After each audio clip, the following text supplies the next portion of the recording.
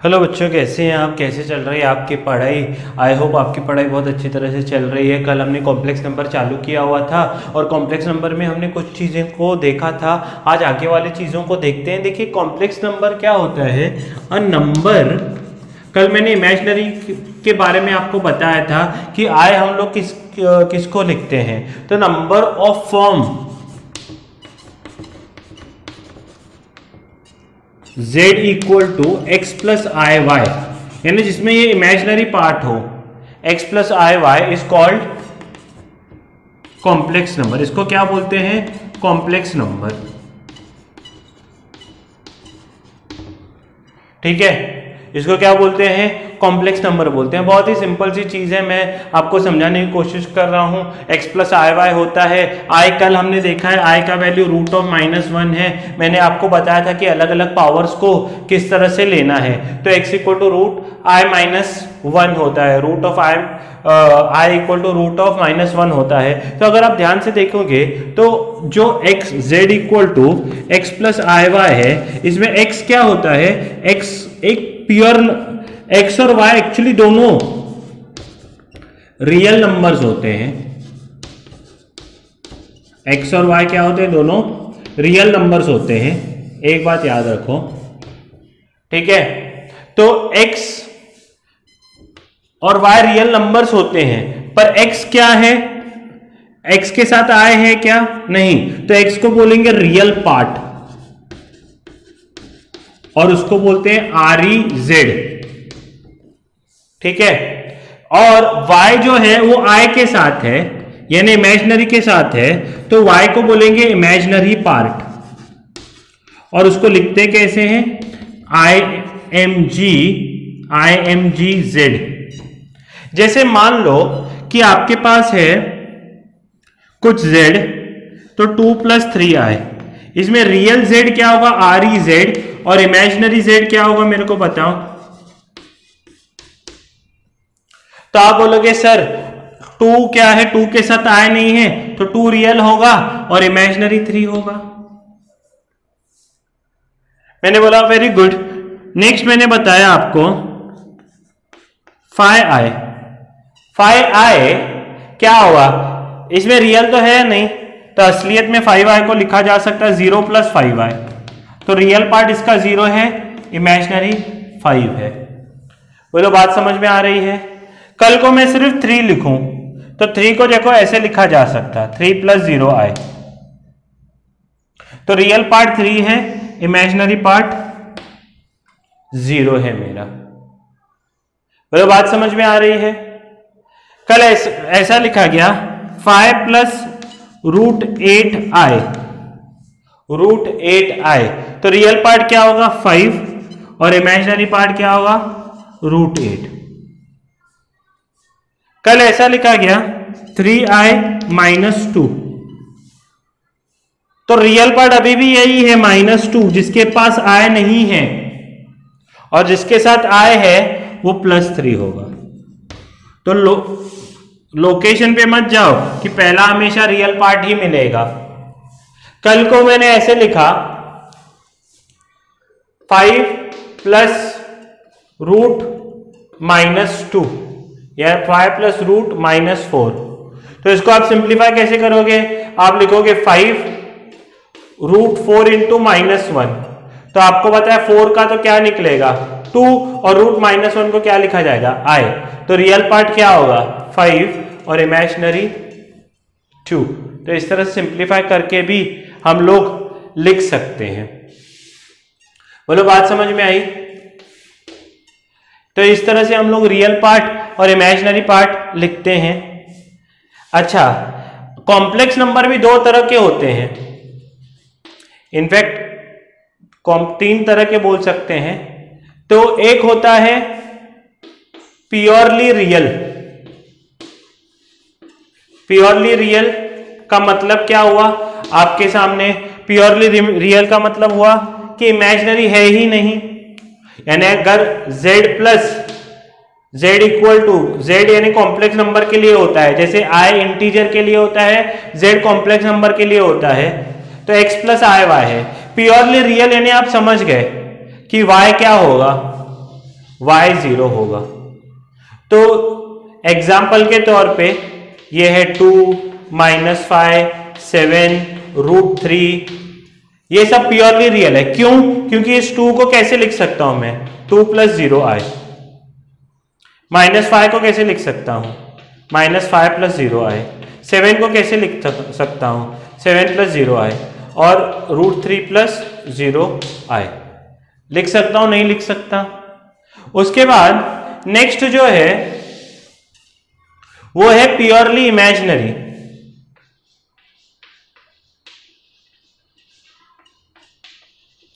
Purely imaginary का मतलब क्या है? प्योरली इमेजिनरी अभी आप समझ चुके होंगे। अगर z = x + iy है, इमेजिनरी यानी इमेजिनरी आना चाहिए, यानी यहां पर क्या होगा? रियल पार्ट 0 होगा। अच्छा, y 0 को ऐसे भी लिख सकता हूं मैं कभी, इमेजिनरी z = 0।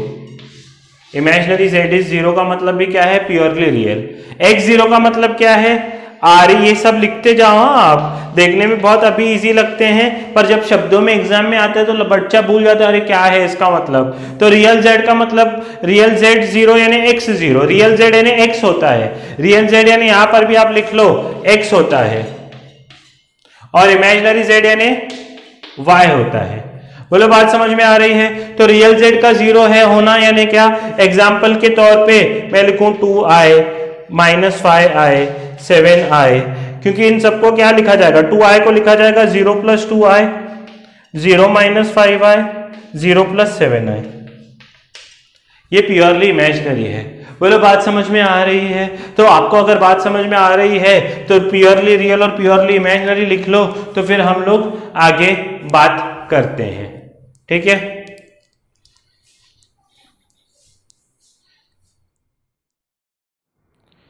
देखिए, कॉन्जुगेट पेयर का मतलब क्या होता है? देखिए, इफ z = x + iy, अगर z x + iy है, अगर z x + iy है, then x - iy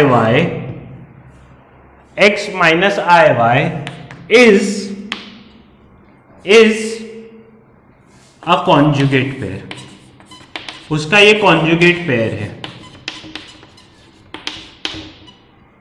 and is denoted by, it is denoted by z bar. z बार से लिखेंगे, z बार। ठीक है? जैसे अभी देखो, साइन किसका चेंज करना है? नोट में आप लिख सकते हो चेंज साइन ऑफ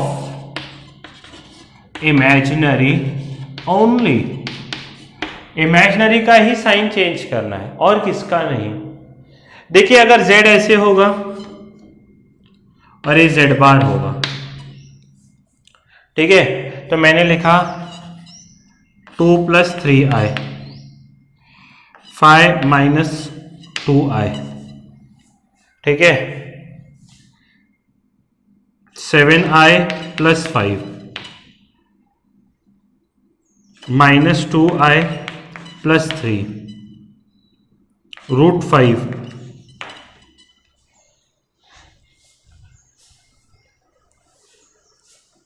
-8 3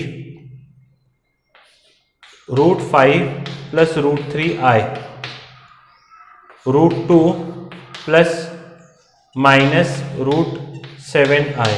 तो इन सबका कॉन्जुगेट पेयर लिखना है। कॉन्जुगेट पेयर यानी change sign of imaginary only. यहां पर क्या है? इमेजिनरी √3 है, तो 2 + 3i को मैं क्या लिख सकता हूं?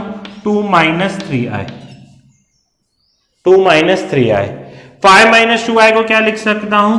5 + 2i। बोलो बात समझ में आ रही है? 7i + 5। बहुत बच्चों को आदत क्या पड़ जाती है कि सिर्फ सेंटर वाली साइन चेंज करनी है। ऐसा नहीं है भैया, ऐसा भैया बिल्कुल भी नहीं है। अभी 7i + 5 है, तो 7i की साइन हमको क्या चेंज करना है? इमेजिनरी की ही साइन चेंज करनी है। तो 7i की तो पॉजिटिव है, तो -7i + 5 होगा। देखो अभी यहाँ सेंटर की साइन तो एज इट इज है, इंटैक्ट। चेंज इसकी होगी। -2i + 3, तो 2i - 2i ये है, तो ये क्या होगा 2i माइनस का प्लस हो जाएगा 2i + 3।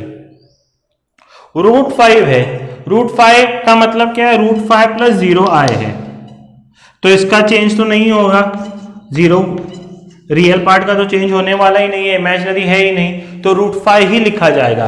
रियल पार्ट का चेंज नहीं होता, इमेजिनरी पार्ट का चेंज होता है, ये याद रखो।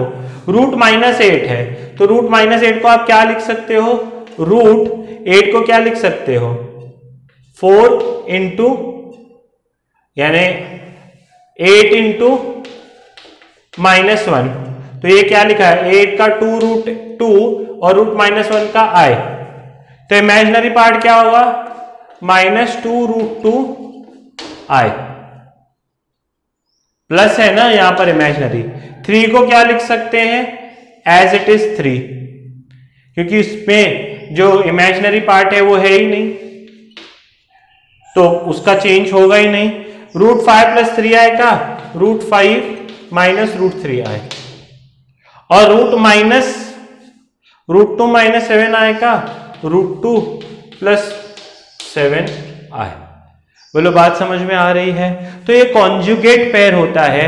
कॉन्जुगेट पेयर में हम लोग क्या करते हैं, i वाले टर्म की, हाँ i का अगर होगा सिर्फ i होगा तो -i आएगा आंसर, ठीक है। 4i होगा तो -4i आंसर आएगा, -2i होगा तो 2i आंसर होगा, ठीक है।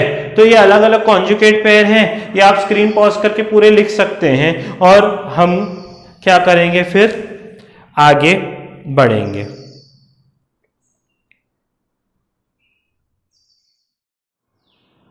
देखो नेक्स्ट है algebra of complex number.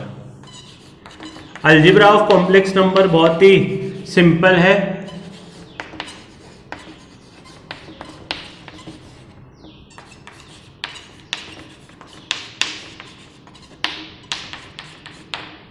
Algebra of complex number बहुत ही सिंपल है। जैसे उसमें पहला है इक्वालिटी ऑफ कॉम्प्लेक्स नंबर,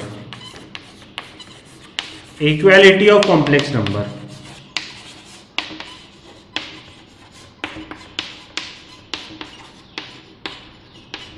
तो इक्वालिटी ऑफ कॉम्प्लेक्स नंबर में आपको क्या करना है, आपको just equality of complex number में आपको क्या करना है, जस्ट देखो मान लो 2 कॉम्प्लेक्स नंबर आर इक्वल,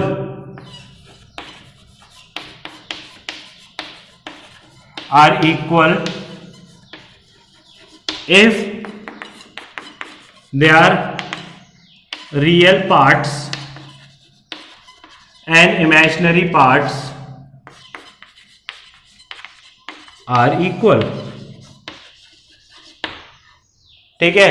मान लो एक कॉम्प्लेक्स नंबर है Z1, जिसको मैं क्या लिख सकता हूं x1 + i y1, और दूसरा कॉम्प्लेक्स नंबर है Z2, जिसको मैं लिख सकता हूं x2 + i y2। बोलो बात समझ में आ रही है। तो अगर Z1 = Z2 है, ये कब हो सकता है, ये तभी हो सकता है जब x1 = x2 हो, एंड बोल रहा हूं दोनों इक्वल होने चाहिए। अच्छा, इसका दूसरा कॉम्प्लेक्स तरीका लिखने का, कॉम्प्लेक्स तरीका क्या है, दोनों के x1 और y1 दोनों सेम होने चाहिए साइन वगैरह के साथ। तो इसका दूसरा पार्ट क्या है, रियल पार्ट ऑफ Z1, ये आप दिमाग में रखो, ये real part of Z2, x1 और x2 रियल पार्ट है ना, and imaginary part of Z1 it is equal to imaginary part of Z2।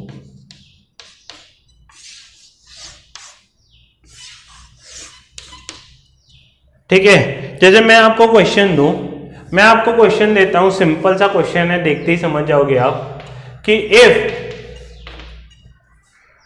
2 + 3i is equal to x + iy, then x, y क्या होई। तो आप लिखोगे 2 + 3i is equal to x + iy, comparing real and imaginary parts, real part और imaginary part को compare कर रहे हैं हम लोग। तो x इक्वल टू क्या होगा 2 होगा और y इक्वल टू सिंपली 3 होगा। सिंपल क्वेश्चन है, ठीक है। मैंने लिखा 8 plus root minus 4 equal to alpha plus i beta. Alpha beta बताओ, तो आप क्या लिखोगे 8 अल्फा कॉमा बीटा बताना है, ठीक है। तो 8 प्लस रूट माइनस 4 को क्या लिख सकते हो 2i, 4 का 2 निकलेगा तो अल्फा प्लस आई बीटा। तो फिर से कंपेयर करोगे रियल एंड इमेजिनरी पार्ट, तो यहां पर रियल अल्फा है तो अल्फा आएगा, इधर इमेजिनरी के साथ 2 है तो बीटा 2 हो जाएगा। बोलो बात समझ में आ रही है। और एक क्वेश्चन जो थोड़ा सा ट्रिकी है, बच्चे कई बार कंफ्यूज होते हैं। मान लो मैंने लिखा 2 minus 3i equal to a plus i b. तो कंपेयर करो रियल और इमेजिनरी को, तो a क्या होगा, a देखो 2 होगा और b क्या होगा, देखो यहां पर प्लस साइन है, यहां माइनस है, तो इसको मैं क्या लिख सकता हूं 2 प्लस ब्रैकेट में -3 आएगा। -3 को 2 प्लस माइनस माइनस होगा ना, तो b -3 आएगा। b क्या आएगा -3 आएगा। बोलो बात समझ में आ रही है। या 2 -3 आए को मैंने क्या लिखा प्लस -3 आए, तो b यहाँ -3 होगा, यानी अगर यहाँ पर प्लस है उधर माइनस होगा तो -3 आएगा। तो ध्यान देखकर साइंस का भी थोड़ा सा ध्यान रखना पड़ता है, बाकी कुछ नहीं है। रियल और इमेजिनरी पार्ट्स को अगर हम लोग क्या करेंगे कंपेयर करेंगे तो ये आ जाता है। तो एक बार स्क्रीन पॉज करके पूरा अच्छी तरह से लिख लें, तो फिर मैं आगे बताता हूँ। नेक्स्ट पॉइंट है, देखिए एडिशन ऑफ कॉम्प्लेक्स नंबर। बहुत ही सिंपल चीजें हैं। एडिशन ऑफ कॉम्प्लेक्स नंबर, देखो मान लो एडिशन ऑफ कॉम्प्लेक्स नंबर बहुत ही सिंपल है। मान लो Z1 है x plus I1 plus IY1 और Z2 है x2 प्लस IY2। तो अगर मैं Z1 प्लस Z2 करता हूं तो क्या होगा, x plus x1 plus IY1 plus x2 plus IY2 होगा। बोलो बात समझ में आ रही है। तो होगा क्या, जो सेम नेचर के टर्म्स हैं x1 plus IY1 plus x2 plus IY2, ये x2 और x1 सेम नेचर के हैं, तो x1 प्लस x2 आ जाएगा, I कॉमन निकालूंगा तो y1 प्लस y2 हो जाएगा। अगर ध्यान से देखो इसका और एक तरीका, x1 क्या है रियल Z1, x1 का नाम क्या है real Z1 plus real Z2 plus I, क्या होगा, ये लिखा जाता है ऐसे कई बार एमसीक्यूज में, तो इसलिए मैं आपको सिखा रहा हूं imaginary I1 Z1 plus imaginary Z2। Simple मैं आपको बोलूं कि Z1 है 2 प्लस 3i और Z2 है 5 माइनस 2i, ये दोनों ऐड करो, कुछ करने की भी जरूरत नहीं है। आप सिंपली क्या करोगे Z1 plus Z2 equal to 2 plus 3i एक ब्रैकेट में प्लस 5 माइनस 2i, पर क्योंकि प्लस साइन है तो 2 प्लस 5 साथ में आएंगे और 3i minus 2i, sign change होगी क्या, नहीं, क्योंकि बीच में प्लस साइन है, तो प्लस 5 माइनस 2, तो आंसर क्या होगा 7 प्लस i होगा। सिंपल। नेक्स्ट आई है Z1 equal to 2 plus root minus 4i और Z2 equal to root minus 9, ये i नहीं होगा, रूट माइनस 9। तो मैं क्या करूंगा रूट माइनस 4 को क्या लिख सकते हैं, कल हमने निकाला है 4 का 2 आएगा 2i और Z2 को क्या लिख सकते हैं, √9 है तो 9 का 3 आएगा √-1, ये 9 को क्या लिख सकते हैं 9 इंटू -1 ना, तो 9 का तो 3 आ जाता है और √-1 का i। बोलो बात समझ में आ रही है। तो Z1 प्लस Z2 करूंगा तो 2 + 2i + 3i, तो आएगा 2 + 5i।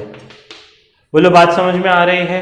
तो यहाँ पर एडिशन का मतलब क्या है कि रियल पार्ट अलग लेना है उसको ऐड करना है और इमेजिनरी पार्ट अलग लेना है उसको ऐड करना है। बोलो बात समझ में आ रही है। तो एडिशन ऑफ कॉम्प्लेक्स नंबर इस तरह से किया जाता है, रियल अलग किया जाता है और कॉम्प्लेक्स को अलग किया जाता है। तो सब्ट्रैक्शन ऑफ कॉम्प्लेक्स नंबर, तो सब्ट्रैक्शन ऑफ कॉम्प्लेक्स नंबर देखो क्या होगा, Z1 इक्वल टू अगर मैं लिखूं x1 + i(y1) और Z2 इक्वल टू लिखूं x2 + i(y2). तो अगर सब्ट्रैक्ट करना हो दोनों को, माइनस करना हो, तो Z1 - Z2 equal to x1 + i(y1) - x2 + i(y2). बोलो बात समझ में आ रही है।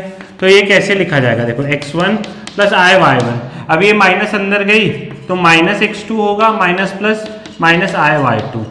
तो लिखने का तरीका क्या होगा, x1 - x2, और अगर i कॉमन निकालूंगा तो अंदर क्या बचेगा, y1 - y2। बोलो बात समझ में आ रही है। तो x1 - x2 का मतलब क्या है, रियल, ऐसे लिखने का तरीका है, इसको घबराइए मत, ये रियल पार्ट ऑफ Z2 है, प्लस i कॉमन आया है तो imaginary part of Z1 minus imaginary part of Z2। ये लिखने का तरीका सब्ट्रैक्शन करना है, ठीक है। एग्जाम्पल के तौर पे देखिए कि अगर मैं लिखूं 2 + 3i, इसको Z1 देता हूं, और 5 + 2i इसको Z2 देता हूं। मैंने पूछा Z1 - Z2, तो आप क्या करोगे, पहले 2 + 3i लिखोगे माइनस 5 + 2i लिखोगे, तो ये क्या होगा, 2 + 3i माइनस मल्टीप्लाई हुआ तो -5 माइनस प्लस -2i, तो आंसर क्या होगा, देखो 2 - 5 तो ये -3 होगा, और 3i - 2i यानी इसका आंसर सिर्फ i होगा। बोलो बात समझ में आ रही है। अच्छा, मैं आपको और एक सवाल कराता हूं सेम। तो Z2 - Z1 लिखूं तो यहां पहले Z2 लिखा जाएगा 5 + 2i माइनस 2 + 3i, तो यहां क्या होगा, 5 + 2i -2 माइनस प्लस -3i, तो 5 - 2 3 होगा, 2i - 3i -i आएगा। बोलो बात समझ में आ रही है। तो इस तरह से हम सब्ट्रैक्शन कर सकते हैं। आज मैंने आपको इक्वालिटी सिखाया, सब्ट्रैक्शन सिखाया, एडिशन सिखाया, ठीक है। तो आप क्या कर सकते हैं, मैं देखता हूं कोई सम है क्या इसमें जो आप कर सकते हैं। देखो एक्सरसाइज 1.1 पे क्या है, आप सम नंबर 2 जो है वो पूरा कर सकते हो। सम नंबर 7, 2 और 7 पूरा कर सकते हो। 2, 7, 9 देखिए ट्राई कीजिए, नहीं तो फिर तो मैं एक्सरसाइज तो आपके साथ डिस्कस करूंगा, पर 2, 7, 9 अगर आपसे होता है तो वेल एंड गुड, आप करके मेरे को फॉरवर्ड करें, नहीं तो फिर एक्सरसाइज तो मैं डिस्कस करूंगा ही। कल फिर मैं मल्टीप्लिकेशन और डिवीजन के बारे में बताऊंगा। धीरे धीरे हम लोग फास्ट आगे करेंगे। आपके लिए भी नया चैप्टर है तो आपका भी ग्रास्पिंग पावर उतना होना चाहिए, समझने का स्ट्रेंथ होना चाहिए, इसलिए मैं धीरे धीरे करके लेके जा रहा हूँ। ये आप कंप्लीट कीजिए, फिर हम कल मिलते हैं नए टॉपिक के साथ। तब तक के लिए जय हिंद।